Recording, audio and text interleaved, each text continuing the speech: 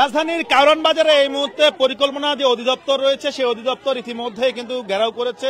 এখানে যারা রয়েছেন তারা যেমনটা বলছেন তাদের 16 সালে নিয়োগ হয়েছে, নিয়োগের পরবর্তীকালীন সময়ে কিন্তু তারা এখন চাকরিচ্যুত, যার কারণে তারা কিন্তু ইতিমধ্যে এই রাজধানীর কারওয়ান বাজার পরিকল্পনা যে অধিদপ্তর রয়েছে সেই অধিদপ্তর ঘেরাও করেছে। আমরা একটু কথা বলবো তাদের সঙ্গে, কেন তারা ঘেরাও করেছেন এইসব বিষয়ে জানতে চাইবো। দর্শক, আমরা রয়েছি এই মুহূর্তে রাজধানী কারওয়ান বাজারে পরিকল্পনা অধিদপ্তর রয়েছে সেই পরিকল্পনা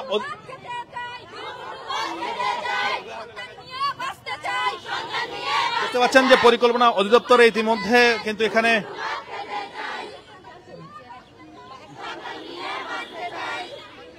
আপনাদের দাবি দাবা কি একটু কথা বলি আপনাদের সঙ্গে। আমাদের দাবি হচ্ছে আমাদের চাকরি চাই, আমাদের চাকরি, আমাদের প্রকল্পের মেয়াদ বাড়াতে চাইতেছি। মানে কি কারণে আপনাদের চাকরি গেছে?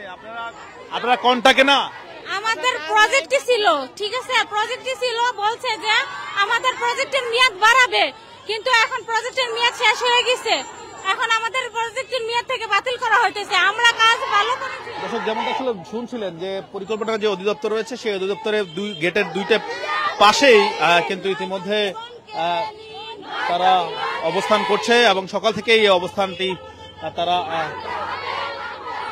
করছেন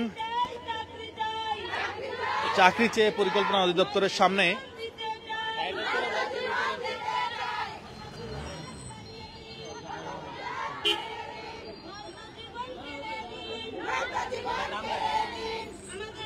দেখতে পাচ্ছেন চাকরি চেয়ে পরিকল্পনা অধিদপ্তরের ঠিক সামনে এখানে আন্দোলন করছে, পুরো পরিকল্পনা অধিদপ্তরের গেটের সামনে তারা আন্দোলন করে যাচ্ছে সকাল থেকে, যেমনটা লক্ষ্য করতে পেরেছে। দর্শক, আপনারা কে কোথা থেকে দেখছেন চাইলে জানাতে পারেন। পরিকল্পনা অধিদপ্তরের অধিদপ্তরটি রাজধানীর কারওয়ান বাজারে, সেই কারওয়ান বাজারে অধিদপ্তরটি ঘেরাও করেছে এখানে পরিকল্পনা অধিদপ্তরের।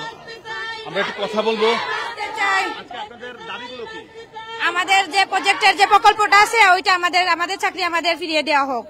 আমরা এখন তো সবাই অসহায়, আমরা এই যে 3683 জন মানুষ, আমরা সবাই অসহায়, আমাদের রাস্তায় বসে, যারা আমাদের বাচ্চা নিয়ে, ফ্যামিলি নিয়ে কোনো ভয় নাই। আমরা হয় এখানে আমাদের চাকরি ফিরিয়ে দিবা, আর না হইলে আমরা এখানে আমাদের হব। আমরা ছাতক সুনামগঞ্জ,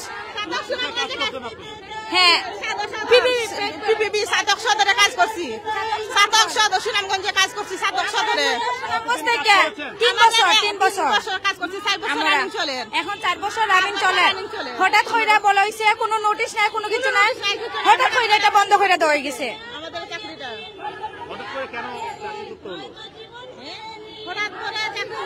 হঠাৎ করে চাকরিটা কেড়ে নিয়ে এটা আমরা মেনে নিতে পারবো না। এই যে আমরা 3800-600 আমরা কেউ যাই না, এটা হঠাৎ করে কেন বন্ধ করে দেওয়া হলো? আমাদের দাবি এখন আমাদের চাকরি আমাদের ফিরিয়ে দিলে আমরা বাচ্চা নিয়ে, ফ্যামিলি নিয়ে আমরা 2 মুঠো ভাত খেয়ে, ডাল ভাত খেয়ে বাঁচতে পারবো। আমরা রাজপথে গিয়ে বাচ্চা নিয়ে, ফ্যামিলি নিয়ে বসতে হবে, বুঝছেন? আমাদের অনেকের বাচ্চা আছে পঙ্গু, অনেকের স্বামী নাই, এরা কিভাবে বাঁচবে? এই চাকরি আমাদের একমাত্র সবর, আমাদের চাকরিটা আমরা ফিরে পেতে চাই। এটাই সরকারের কাছে মাননীয় প্রধানমন্ত্রীর কাছে আমার আকুল আবেদন, আমাদের চাকরিটা আমাদের ফিরিয়ে দেওয়া হোক। দর্শক, দেখতে পাচ্ছেন যে চাকরি চেয়ে ইতিমধ্যে পরিকল্পনা অধিদপ্তরের সামনে তারা কিন্তু অবস্থান করছেন সকাল থেকেই, যেমনটা লক্ষ্য করতে পেরেছি। সকাল থেকেই আমরা 2 দিন যাবত আন্দোলন করতেছি, আমরা 2 দিন যাবত রাজপথে আন্দোলন করতেছি। এখানে অধিদপ্তর আন্দোলন করছেন কেন, কি কারণে আন্দোলন করছে? আমাদের চাকরির মেয়াদ বাড়িয়ে দেওয়ার জন্য, আমাদের চলমান রাখার জন্য। চাকরি আমাদের হঠাৎ করেই চলে গেছে, আমাদেরকে না জানিয়ে হঠাৎ করেই চাকরিচ্যুত করা হলো। আমাদের যখন প্রজেক্ট করা ছিল তখন আপনার বলা হয়েছিল যে আমাদের চাকরির মেয়াদ শেষে চলে যাবে, এরকম একটা নিয়োগের মধ্যে ছিল। তারপর বলছে যে আমরা যখন কাজ করছি তখন বলা হয়েছিল যে আমাদের কাজের পারফরমেন্স যদি ভালো হয় আমাদেরকে নিউ রাখবে, চলমান রাখবে।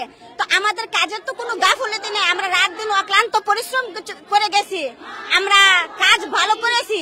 তো সে আমাদের আশ্বাস দিয়ে এখন কেন চাকরি হঠাৎ করে চলে যাবে?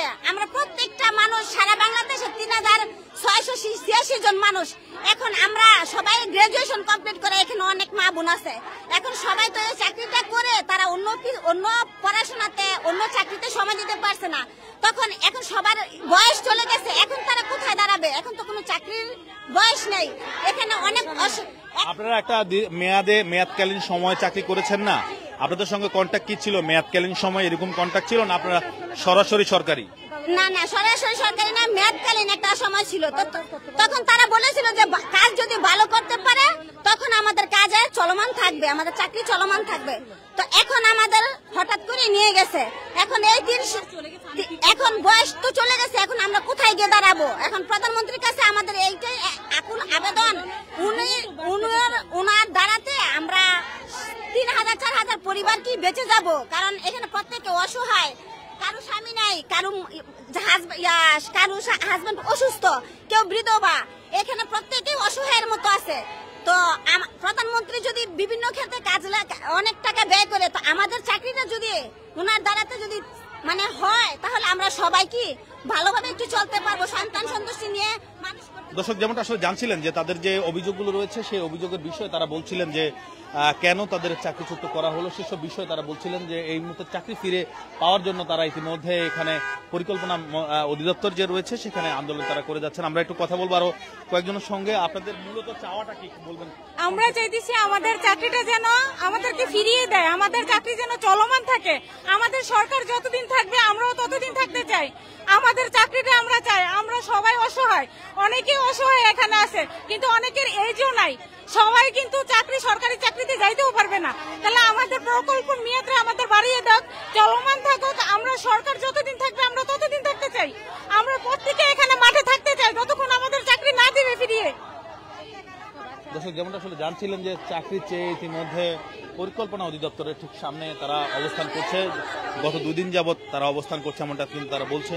তাদের দাবি যে চাকরি আসলে তাদের যে চাকরি সেই চাকরি তারা চাচ্ছেন এমনটা কিন্তু তারা বলছেন, যেমনটা তারা আমরা লক্ষ্য করতে পেরেছি। দর্শক এই মুহূর্তে রাজধানীর কারণ বাজারে আমরা রয়েছি। কারণ বাজার পরিকল্পনা যে অধিদপ্তর রয়েছে সেই অধিদপ্তরের ঠিক সামনে চাকরি চেয়ে অবস্থান করছে।